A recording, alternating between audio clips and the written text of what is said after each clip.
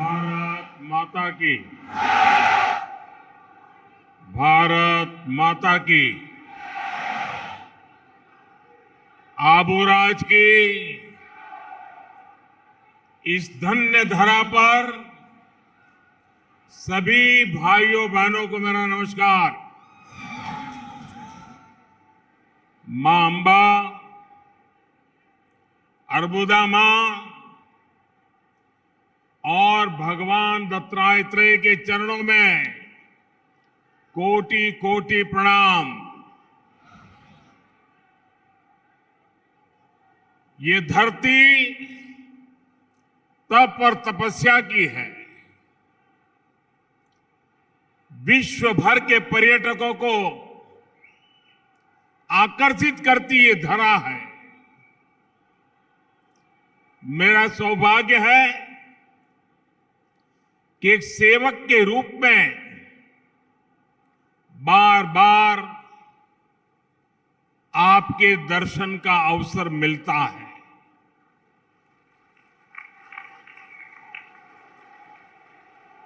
और आपसे किए हुए वादे को भला मैं कैसे भूल सकता हूं। जब मैं नवरात्र के दौरान आया था तब आपसे कोई बातचीत नहीं कर पाया था। कानून की मर्यादाएं थी और डिसिप्लिन में रहना मेरा स्वभाव और संस्कार है। लेकिन उस दिन आपके दर्शन करने का मुझे जरूर सौभाग्य मिला था। और अब भारी संख्या में, रात देर हो गई थी, उसके बावजूद भी आशीर्वाद देने के लिए आए थे। मुझे लग रहा था कि मैं बिना बात किए इतनी बड़ी तादाद में आए, आपको नाराज करके जा रहा हूं। पता नहीं आपका गुस्सा कितना निकलेगा। लेकिन ये आपके संस्कार है, ये आपके मन का बड़प्पन है, ये आपकी ऊंचाई है कि आपने उस परिस्थिति को स्वीकार किया और मुझे आशीर्वाद दे करके आपने यहां से विदाई दी। वो दृश्य मेरे जीवन में एक संस्कार देने वाला महत्वपूर्ण दिवस रहा था। और वो आप सबके उदार व्यवहार के कारण। वरना सार्वजनिक जीवन में तो पल दो पल में जिंदाबाद मुर्दाबाद शुरू हो जाता है। और आज मैं देख रहा हूं आपने उस प्यार को अनेक गुना बढ़ा करके इतनी गर्मी में आप आशीर्वाद बरसाने के लिए आए हैं।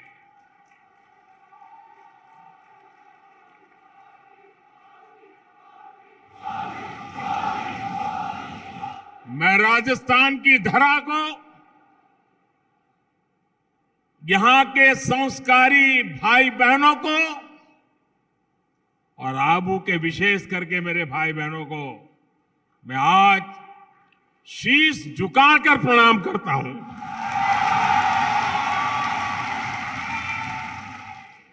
भाइयों बहनों, आज 10 मई है।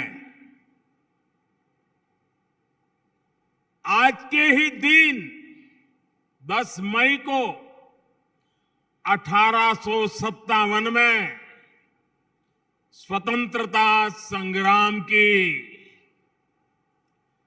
चिंगारी उठी, जिसने अंग्रेजी सत्ता को हिलाकर रख दिया था।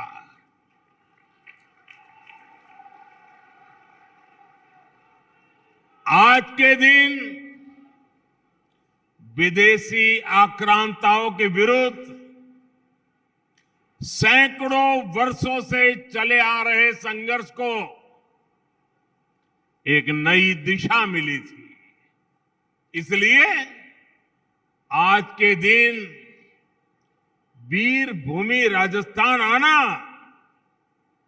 मेरे लिए बहुत गौरव की बात है। और इतिहास गवाह है कि 1857 के स्वातंत्र संग्राम के जो वीर नायक थे, कई वीर नायक उस समय राणा प्रताप की इस पवित्र धरती पर आकर के अपनी योजनाएं बनाते थे। राजस्थान की माताओं और उनके वीर संतानों ने मां भारती के मस्तक को हमेशा गर्व से ऊंचा रखा है। मैं आजादी के लिए समर्पित पूरे देश के हर वीर वीरांगना को इस वीर धरा से आदर पूर्वक, श्रद्धा पूर्वक नमन करता हूं।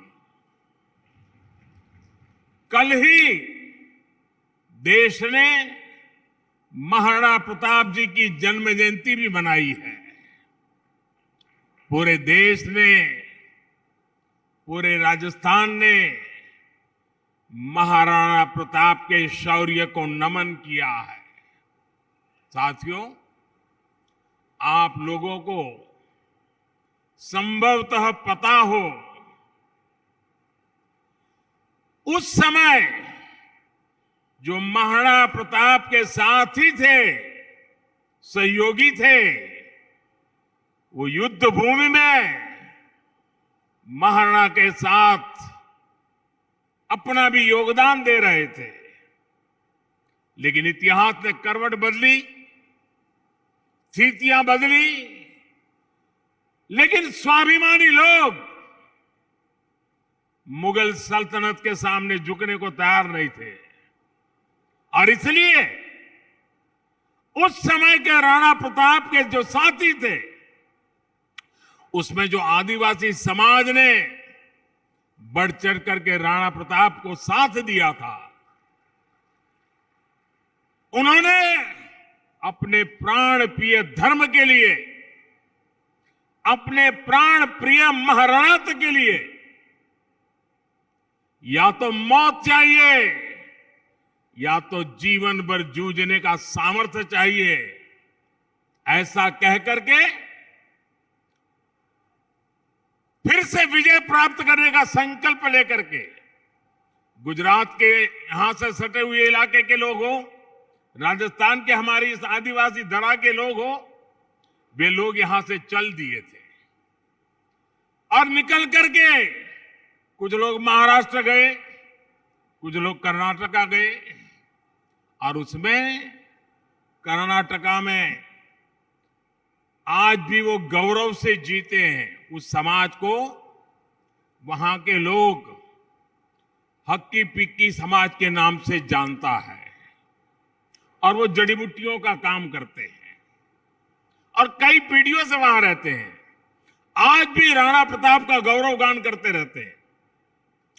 इनमें से बहुत सारे साथी अब अपने काम के लिए जंगलों से जड़ी बूटियां लेकर के सूडान और अफ्रीका के देशों में जाकर के कुछ न कुछ छोटा मोटा व्यापार करते हैं। ऐसे ही हक्की पिक्की समुदाय के सैकड़ों साथी कुछ सप्ताह पहले सूडान में चल रही लड़ाई में फंस गए थे। बीजेपी की हमारी सरकार इन भाइयों बहनों को सूडान से निकालने के लिए कोशिश कर रही थी, लेकिन कांग्रेस ने चुनावी राजनीति को देखते हुए चिल्लाना शुरू कर दिया, हो हल्ला करना शुरू कर दिया। अब आप कल्पना कर सकते हैं, दूसरा महाद्वीप, दूसरा देश, चारों तरफ गोलियां चल रही है, बंदूकें चल रही है, बम फूट रहे हैं, आग लगी हुई है। हर तरफ लड़ाई चल रही है और यहां कांग्रेस शोर मचा रही थी इन समाजों के लिए। और उसका परिणाम ये आया कि यहां की चिल्लाहट का पता वहां चलने लगा। अच्छा भाई, कुछ लोग यहां पर है, चलो ढूंढो। अब ये लोग मौत के साए में जीते हैं, चुपचाप बाहर लाना था, लेकिन ऐसी कांग्रेस वालों ने गलतियां करके उनका चेहरा जग जाहिर कर दिया। कांग्रेस ने इस आदिवासी साथियों की जान खतरे में डाल दी थी। और ये क्यों किया? क्योंकि कांग्रेस चाहती थी कि सूडान में इतनी गोलियां चल रही थी, एक आध को तो लग ही जाएगी, और अगर एक आध को लग गई और वो भी हक्की पक्की आदिवासी भाई को लग गई, फिर तो उनको कर्नाटक के चुनाव में खेल खेलने का मजा आ जाएगा, कुछ अनहोनी हो जाए, उसी का इंतजार था ताकि फिर मोदी का गला पकड़ सके। लेकिन इस पूरी राजनीति में कांग्रेस एक बात भूल गई। मुझे लगता है अभी भी वो मोदी को पहचान नहीं पाई है।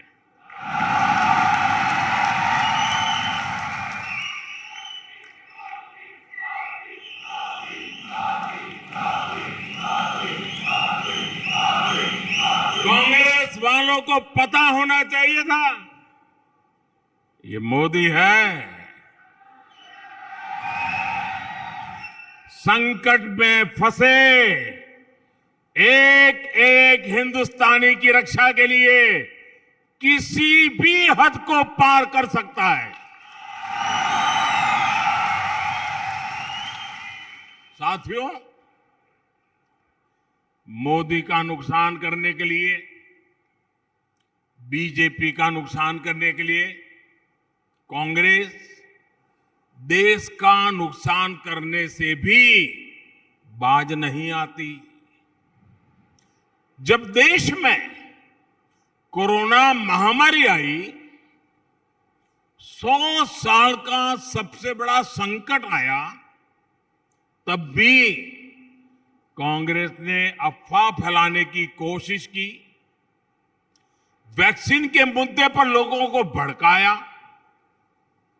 कांग्रेस चाहती थी कि ज्यादा से ज्यादा लोगों की मृत्यु हो और वो मौके की तलाश में थे कि मोदी की गर्दन कैसे पकड़े। लेकिन मोदी इन लोगों की धमकियां और साजिशों के आगे न झुका है न झुकता है। अगर मोदी झुकता है तो 140 करोड़ देशवासियों के सामने झुकता है। आप ही मेरे मालिक हैं। साथियों, भारत ने अपनी वैक्सीन बनाई, अपने लोगों की जान बचाई, इतना ही नहीं, दूसरे देशों को भी मदद की। साथियों, कांग्रेस की स्वार्थ की राजनीति का परिणाम राजस्थान को भी उठाना पड़ रहा है।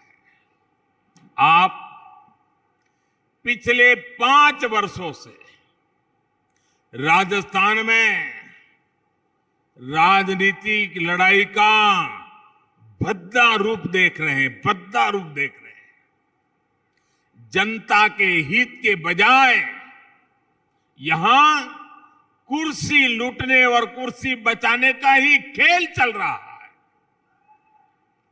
ये कैसी सरकार है जहां मुख्यमंत्री को अपने ही विधायकों पर भरोसा नहीं है। ये कैसी सरकार है जहां विधायकों को अपने सीएम पर भी भरोसा नहीं है। सरकार के भीतर सब एक दूसरे को अपमानित करने की होड़ लगाए बैठे हैं। जब कुर्सी पूरे 5 साल संकट में ही पड़ी रही हो, तो ऐसे में राजस्थान के विकास की किसे परवाह होगी। इसलिए ही आज कांग्रेस शासन में राजस्थान में कानून और व्यवस्था पूरी तरह तबाह हो चुकी है। जिस राजस्थान में गंभीर अपराध सुनने में कम ही आते थे, वहां अब अपराधी बेखौफ होकर घूम रहे हैं और अपने वोट बैंक की गुलामी कर रही कांग्रेस कुछ लोगों के तुष्टीकरण करने के लिए कार्रवाई करने से भी डर रही है। साथियों, कांग्रेस सरकार के इस रवैये की राजस्थान के माताओं, बहनों, बेटियों को सबसे बड़ी कीमत चुकानी पड़ी है। राजस्थान में महिलाओं से जुड़े अपराध चरम पर है। यहां तक कि उन्हें तीज त्योहार भी शंका आशंका के बीच मनाने पड़ते हैं। भाइयों और बहनों, 2 दिन बाद 13 मई को जयपुर बम धमाकों की बरसी है। 2 दिन बाद जयपुर में सीरियल ब्लास्ट करके आतंकियों ने हमसे अनेकों स्वजन छीन लिए। आज भी उनके परिवार इस उम्मीद के साथ जी रहे हैं कि एक ना एक दिन उन्हें न्याय मिलेगा। लेकिन राजस्थान की कांग्रेस सरकार ने वही किया जिसके लिए कांग्रेस कुख्यात रही है। उसका इतिहास कुछ कुख्यात रहा है, उसके कारनामे कुख्यात रहे हैं। कांग्रेस ने तुष्टीकरण के लिए हमेशा आतंकियों पर नरम रुख अपनाया है। कांग्रेस आतंकी विचारधारा के साथ खड़े होने का कोई मौका नहीं छोड़ती। इसी सोच की वजह से राजस्थान की कांग्रेस सरकार ने जयपुर बम धमाके के केस में कमजोर पैरवी की। इसके कारण धमाकों के आरोपी छूट गए। कांग्रेस अब लीपापोती की चाहे जितनी कोशिश करे, लेकिन उसकी सच्चाई पूरे देश के सामने आ चुकी है। साथियों, कांग्रेस ने दशकों तक जिस प्रकार की राजनीति की है, उसमें दलित, पिछड़े और आदिवासी समाज का सबसे अधिक अहित हुआ है। आदिवासी समाज ने तो बरसों तक कांग्रेस पर भरोसा किया, लेकिन क्या मिला? सिर्फ अभाव, असुविधा और अवसरहीनता।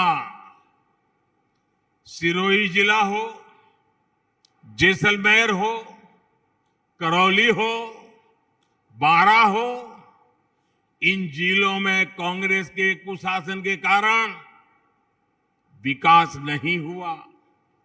कांग्रेस ने जिलों को पिछड़ा घोषित करके पल्ला झाड़ दिया था, जबकि जिलों में ज्यादातर आदिवासी समाज भी था।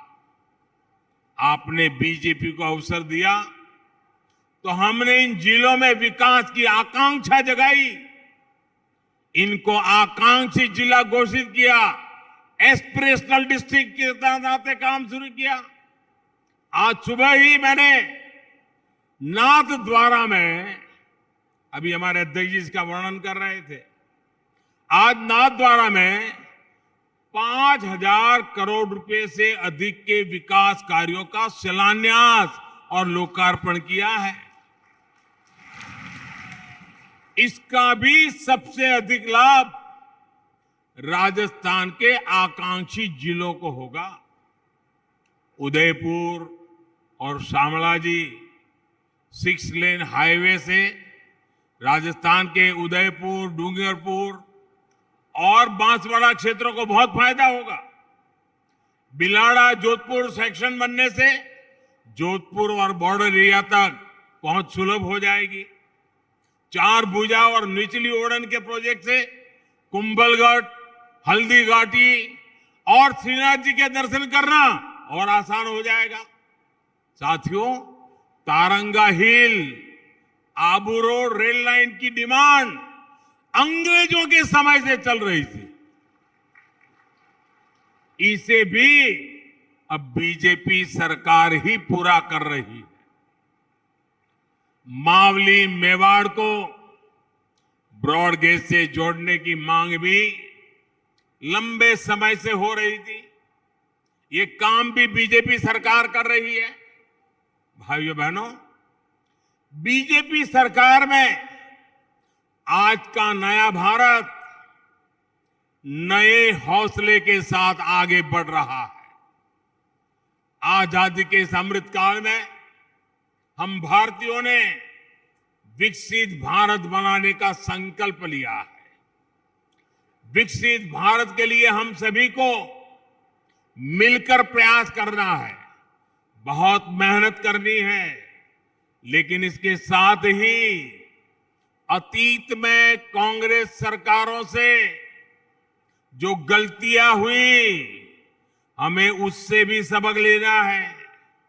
साथियों, अगर मैं आपसे पूछूं कि आजाद भारत के इतिहास का सबसे बड़ा फ्रॉड क्या है, तो आप क्या बोलेंगे?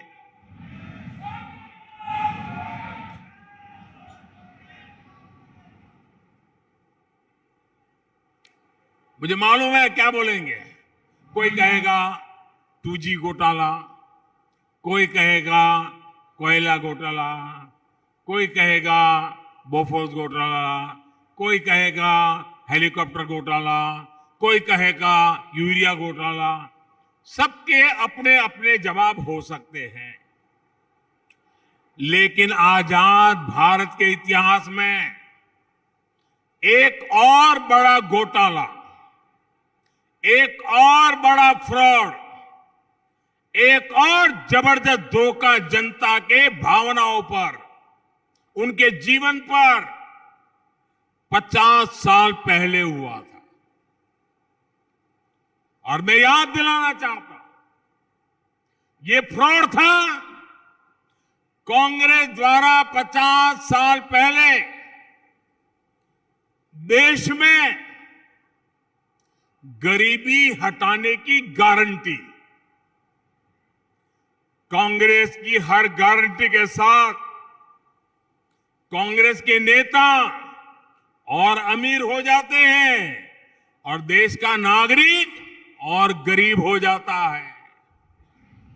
कांग्रेस के इसी फ्रॉड के कारण 2014 तक देश के 10 करोड़ से ज्यादा परिवारों के पास शौचालय नहीं था। कांग्रेस के इसी फ्रॉड के कारण 2014 तक करीब 50 करोड़ लोगों का बैंकों में खाता तक नहीं था।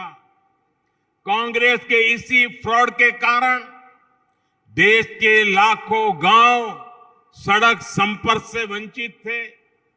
कांग्रेस के इसी फ्रॉड के कारण आजादी के इतने दशकों बाद भी 16 करोड़ घरों में नल से जल नहीं पहुंच रहा था। कांग्रेस ने 50 साल पहले गरीबी हटाओ का ये फ्रॉड शुरू करके बरसों तक हर चुनाव में इसे बुनाया, गरीब को झूठा वायदा कर बरसों तक तरसाया। साथियों, 2014 के बाद से बीजेपी सरकार ने कांग्रेस के इस सबसे बड़े फ्रॉड की सच्चाई देश के सामने रख दी है। बीते 9 वर्षों में बीजेपी सरकार ने गरीब कल्याण के जो काम किए हैं वो अब तक देश में जितनी भी कांग्रेस सरकारें बनी है वो उनके काम से ज्यादा है। दोस्तों, ये बीजेपी सरकार की मेहनत है जिसकी वजह से आज देश के करीब 50 करोड़ गरीबों के बैंक खाते खुले हैं। ये बीजेपी सरकार की मेहनत है जिसकी वजह से आज देश में 10 करोड़ से ज्यादा शौचालय बने हैं। ये बीजेपी सरकार की मेहनत है जिसकी वजह से आज देश में 9 करोड़ नए परिवारों तक पाइप से साफ पानी पहुंचने लगा है। मैं इस क्षेत्र की माताओं बहनों को याद दिलाना चाहता हूं, मैंने आपसे वायदा किया था कि आपके जीवन से मुश्किलें कम करूंगा। आज राजस्थान के 40 लाख से अधिक परिवारों को नल से जल की सुविधा मिल चुकी है। राजस्थान की लाखों ग्रामीण बहनों को मुफ्त गैस कनेक्शन मिल रहा है। राजस्थान के लगभग 19 लाख गरीब परिवारों को पक्के घर की सुविधा मिली है। इनमें से अधिकतर हमारी माताओं बहनों के नाम पर है, वरना हम तो जानते हैं हमारे यहां तो परंपरा रही, घर होगा पुरुष के नाम पर, दुकान होगी पुरुष के नाम पर, खेत होगा पुरुष के नाम पर, गाड़ी होगी पुरुष के नाम पर, स्कूटर होगा पुरुष के नाम पर, महिला के नाम पर कुछ होता ही नहीं।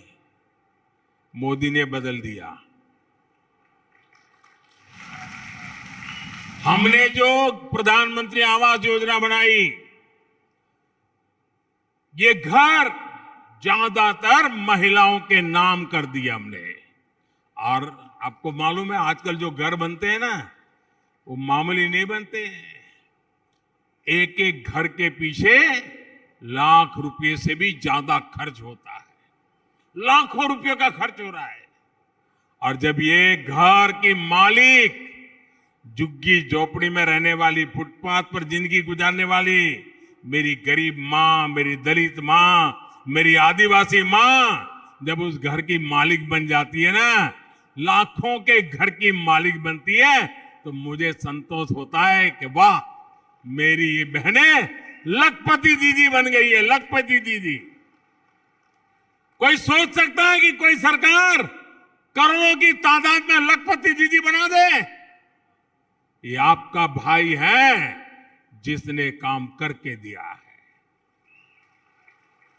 भाई और बहनों, कांग्रेस ने गरीबों को सिर्फ और सिर्फ चिंता दी, असुरक्षा दी। बीजेपी सरकार ने उन्हें जीवन का सबसे बड़ा सुरक्षा कवच दिया। बीमा और पेंशन से जुड़ी 3 जन सुरक्षा योजनाओं को कल ही 8 वर्ष पूरे हुए हैं। 8 वर्ष पहले मैंने उसको लॉन्च किया था और प्रीमियम कितना था? ₹1.25 प्रतिदिन प्रीमियम। उसके अंतर्गत चलती थी पीएम जीवन ज्योति योजना और ₹1.5 महीना वो प्रीमियम वाली चल रही थी, एक पीएम सुरक्षा बीमा योजना। और इनसे पहली बार सामान्य परिवारों को दुर्घटना और जीवन बीमा की सुरक्षा मिली। इन दोनों योजनाओं से 30 करोड़ से ज्यादा देशवासी जुड़े हैं। इन योजनाओं के तहत उन परिवारों में संकट आने के कारण और ये ₹1 वाला बीमा होने के कारण, ₹1.5 वाला बीमा होने के कारण अब तक मुसीबत में आए हुए इन परिवारों को 15,000 करोड़ रुपए इन गरीब परिवारों को हम दे चुके हैं भाइयों। 15,000 करोड़ रुपया, यानी लाखों परिवारों को बहुत संकट के समय में ये पैसा मिला है। जब सरकार संवेदनशील होती है, गरीबों की चिंता करने वाली सरकार होती है, तो उसके सोचने का तरीका, काम करने का तरीका, कल्याण किसी का करने का तरीका, वो गरीबों से, दलितों से, पीड़ितों से, आदिवासियों से, समाज के पीछे हुए जो समाज है, उनके हित में काम करने की होती है। और भाइयों बहनों, बीते दशकों में कांग्रेस और उसके जैसी सोच वाले दलों ने सामाजिक न्याय के नाम पर, सोशल जस्टिस, उस नाम पर भी देशवासियों से विश्वासघात किया है। आजादी के बाद से ही सबसे अधिक पार्टियां सामाजिक न्याय के नाम पर बनी, सोशल जस्टिस का नारा लगाकर बनी, लेकिन इन पार्टियों ने देश को क्या दिया, समाज को क्या दिया?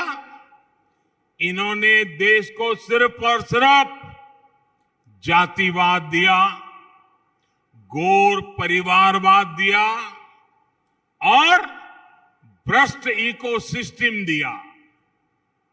जब ये दल सत्ता में आते हैं तो अपनी वोट बैंक की बढ़ाई के लिए, समाज के नाम पर जो वोट बैंक बढ़ाई है, उसके नाम पर आते तो हैं, लेकिन उनका भला नहीं करते हैं, भावनाएं भड़काते हैं, भला सिर्फ और सिर्फ अपने परिवार के हित साधने में लगे जाते हैं। जिस समाज को ये अपना वोट बैंक बनाते हैं, उसको तो और भी नुकसान हो जाता है। एक तो उनको कुछ मिलता नहीं, कोई कुनबाई खा जाता है, लेकिन लोगों को लगता है इन्हीं को मिल रहा है, तो बाकी समाज भी उनके प्रति उनकी सद्भावना कम होने लगती है, तो समाज में भी तनाव पैदा हो जाता है। और भाइयों बहनों, इतिहास गवाह है कि जो भी इन राजनीतिक पार्टियों का वोट बैंक बना, उसका विकास रुक गया। और इसलिए आज मैं कहना चाहता हूं, सही विकास के लिए वोट बैंक बनने की गलती मत कीजिए। अच्छा होगा कि आप कर्तव्यनिष्ठ वोटर बने। भेड़िए की चाल चल करके वोट बैंक बनाई में जुड़ सकते हैं, लेकिन शेर की चाल चलनी है ना, तो वोट बैंक का हिस्सा मत बनिए, वोटर बनिए, सीना तान के वोटर बनिए, वोट बैंक मत बनिए। साथियों, कांग्रेस कैसे जनता से ठगी करती है, ये राजस्थान के किसानों से बेहतर कौन समझ सकता है। आप याद कीजिए, राजस्थान में चुनाव से पहले किसानों से क्या वायदा किया गया था? 10 दिन के भीतर सभी किसानों को कर्ज माफी करेंगे। ये गारंटी दी गई थी कि नहीं दी गई थी, मुझे बताइए। ये गारंटी के ढोल पीटे थे कि नहीं? राजस्थान के लोग बताइए, उन्होंने कहा था ऐसा? कहा था? ये गारंटी दी थी? 10 दिन तो छोड़िए, अब तो 5 साल पूरे होने को है। कितने किसानों का वाकई में कर्ज माफ हुआ है, ये आप राजस्थान के लोग, मेरे किसान भाई बहन अच्छी तरह जानते हैं। बीजेपी सरकार किसान के हितों को प्राथमिकता देती है, उनके लिए मेहनत करती है।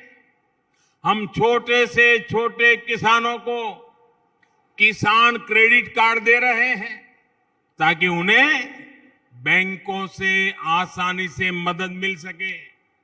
हम पीएम फसल बीमा योजना लेकर आए, ताकि सूखा हो, बाढ़ हो या अन्य प्राकृतिक आपदा हो, किसान के नुकसान की भरपाई हो सके। हमारी नीयत का सबसे बड़ा प्रमाण पीएम किसान सम्मान निधि है। इसके तहत बीजेपी सरकार ने राजस्थान के छोटे छोटे किसानों के बैंक खातों में 16,000 करोड़ रुपए से अधिक जमा कराए हैं।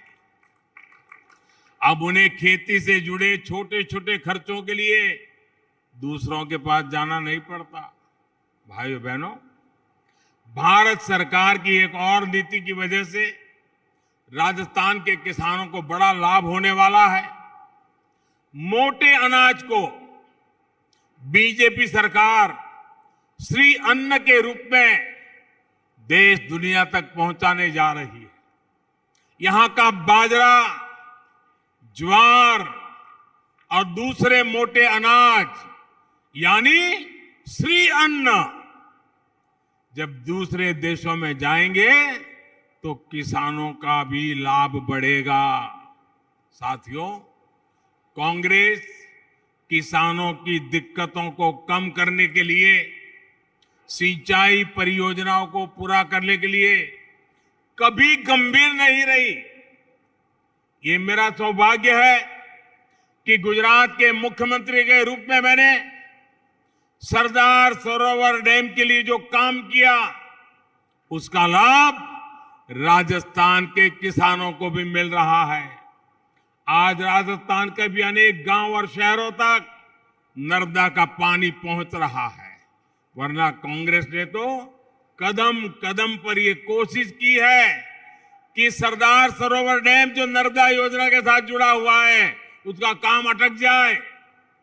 साथियों, कांग्रेस ने किसानों को कैसे धोखा दिया, इसका एक उदाहरण सालगांव बांध परियोजना भी है। ये परियोजना 4.5 दशक पहले तब बनी थी जब हर जगह कांग्रेस ही कांग्रेस थी, लेकिन कांग्रेस की नीयत खराब थी, इसलिए ये कभी धरातल उतरी ही नहीं पाई। ये बांध पहले बन जाता तो 30 लाख रुपए से भी कम खर्च होते।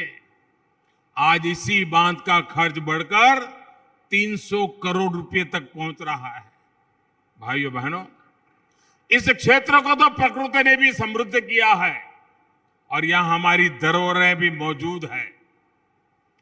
अरावली पर्वत श्रृंखला की सबसे ऊंची चोटी गुरु शिखर यहां पर स्थित है। पास में दिलवाड़ा के जैन मंदिर है। पहाड़ियों के बीच नक्की झील का एक आकर्षण भी अलग है। हम देश भर में ऐसे टूरिस्ट डेस्टिनेशन को विकसित करने के लिए भी लगातार काम कर रहे हैं। विकास को गति और विरासत को सम्मान, यही विकसित भारत के निर्माण का रास्ता है। इसी रास्ते पर हम सभी को मिलकर आगे बढ़ना है। एक बार फिर आप सभी का ये प्यार और इतनी तमतमा की धूप में इतनी बड़ी तादाद में आप आशीर्वाद देने आए, मैं फिर एक बार हृदय से आपका आभार व्यक्त करता हूं, आपको प्रणाम करता हूं